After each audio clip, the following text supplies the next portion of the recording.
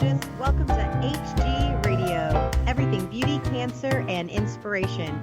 Here is your co-founder and host, Kim Becker. Hello, gorgeous, and thank you for joining us today. I'm your host, Kim Becker, and this is Hello, Gorgeous, everything beauty, cancer, and inspiration on Society Bites Radio, social interaction for the mind and soul. Our guest today is GERALYN O'Brien.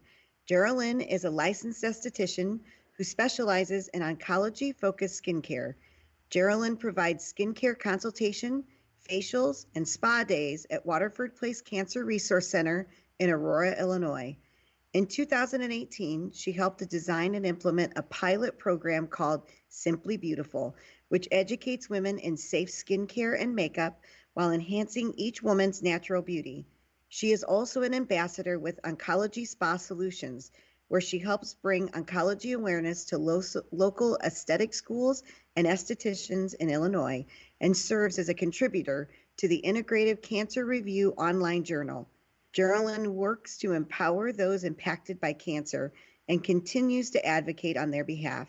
She says that healing is a journey, and she constantly sees the benefits that wellness programs provide to cancer patients and their families. Hi, GERALYN, and welcome to the show. Hello, Kim. Well, thank you for having me. I am so excited to have you here. I am so excited to be here, and I just love your whole mission of Hello, Gorgeous, and your whole team. I hope to witness one of your makeovers one of these days. And that would be wonderful. Your book, I just love your book. I think it's a great guide.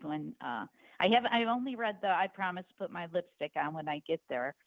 And I just think it's just such inspiring stories, and tips for the cancer patients.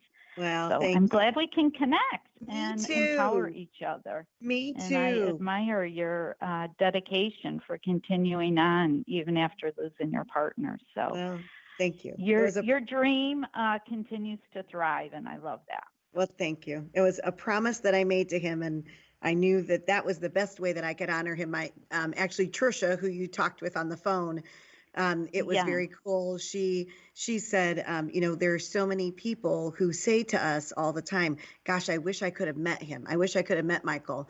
And I thought, here it is. He's been gone like 26 months. And, we've obviously done a really good job of carrying on his legacy when we still have people who are saying, hey, we really wish we would have, we could have met him. So I think we're honoring him in just the right way. So.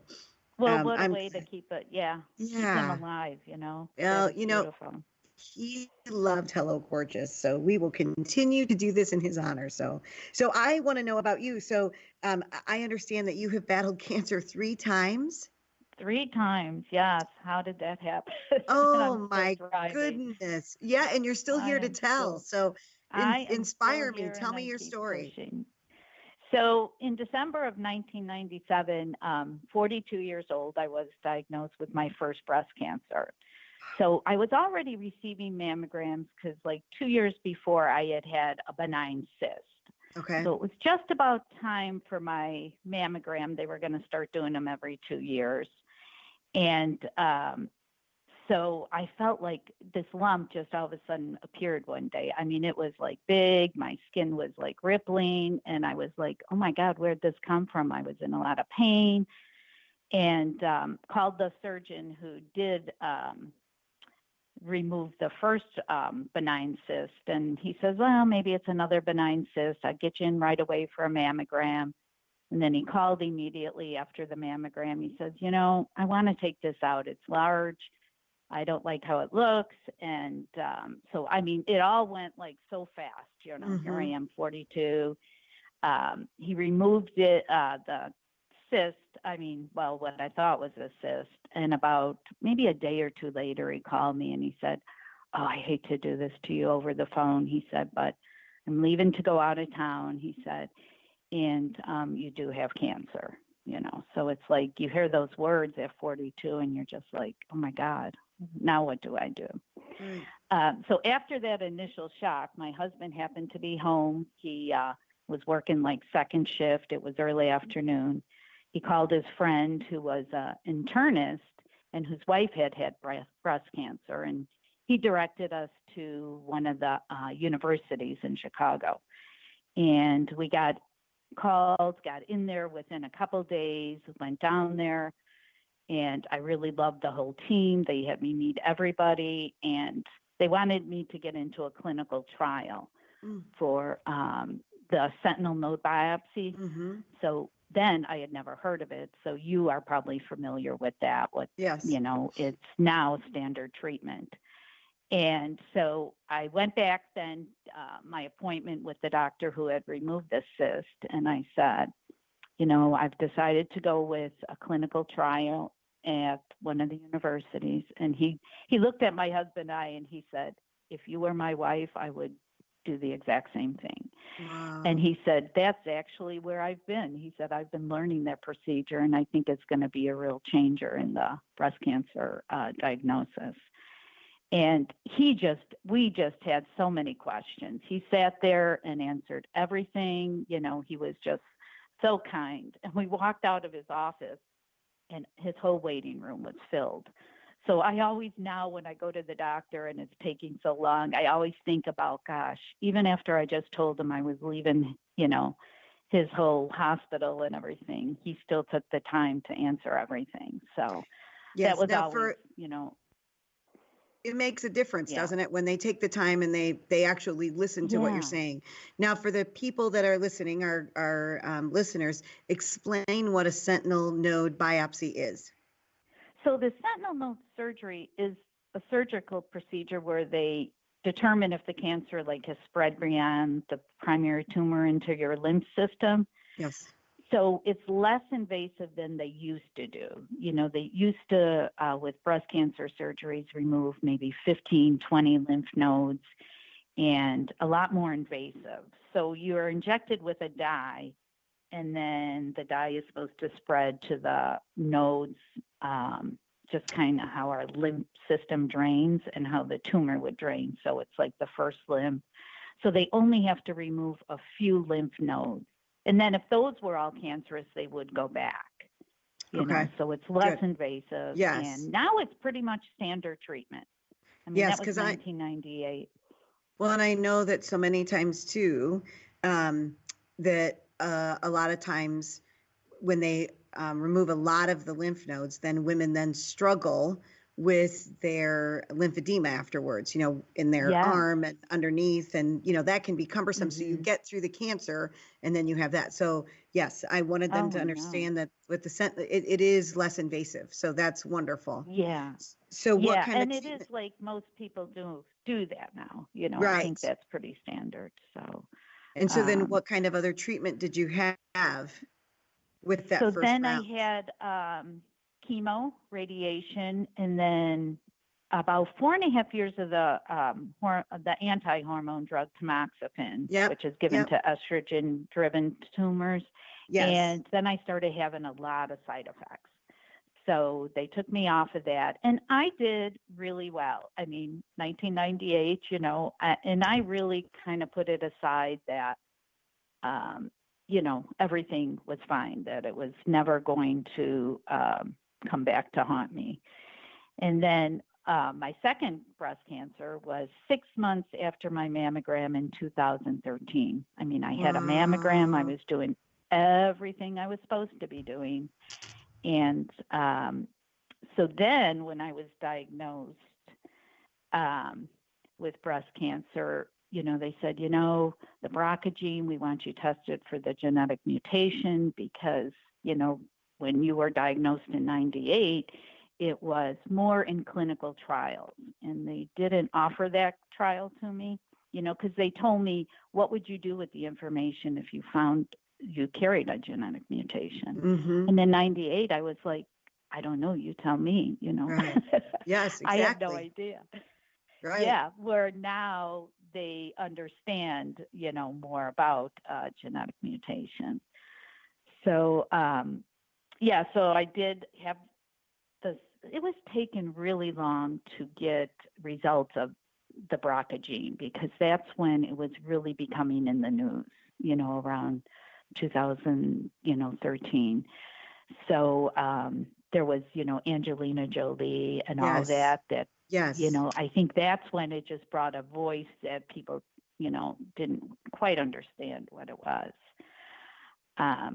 So the doctor said, it's taken long for these tests to get back. Let's do, just like your others, let's do a lumpectomy. You need chemo again. It's an aggressive tumor again.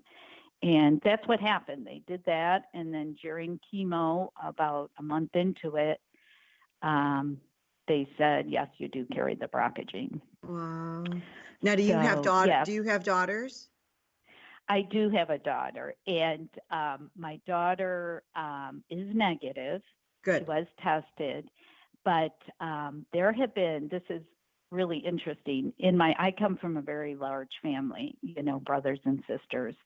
And let me see, I think there's been 8 people tested and 6 are positive. Really? And nobody's ever had.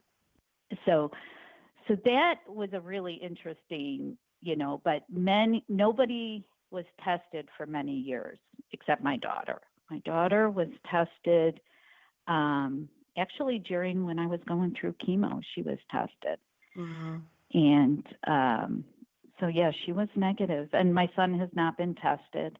And other family members, I have a sister who's about 10 years older than me. She is positive, and so is one of her daughters. And, my sister has never had breast cancer. I lost a sister to colon and lung cancer. Mm-hmm. And she had 5 children. One of her daughters has been tested and she was negative. But I kind of have a feeling that maybe my sister was positive. Yeah. And so you said your son was not tested. Is it possible for a male to actually carry the BRCA gene? Yes, I have a brother who carries it, who was Really? tested, and he has 2 daughters who were tested who are positive. Wow. Yeah. Wow. So Genetics is an luckily, amazing nobody's thing. had it. Yes. And Mm-hmm. so you wonder what that is then, right? So how is it that which I'm grateful for, but that you can carry the gene and it not actually show up as a cancer? I think that would be just such an interesting conversation to find out why is that, which, and again, Right. I'm grateful for, but you want to know, all right, great. I want to carry the gene and I don't want it to show up. So what can I do to make it not show up? Right. Mm-hmm. Right. And Wow. and I think there's becoming, I always tell them, my story and surgeries and things that I've chosen is because I know my mutation was Mm-hmm. very, was there, but just because you carry it doesn't mean you have a defective mutation. Maybe, That's right. with studies going on and everything else, I think it's just being aware and, getting those mammograms, getting those MRIs, and just, seeing what happens. Now, with part of my plan was to have my ovaries and fallopian tubes because I carried that. And I had a Right. lot of trouble with insurance wanting to cover any of that. So I fought, with them and kept getting denials. They said, well, we don't feel carrying the BRCA gene is a reason to have this surgery.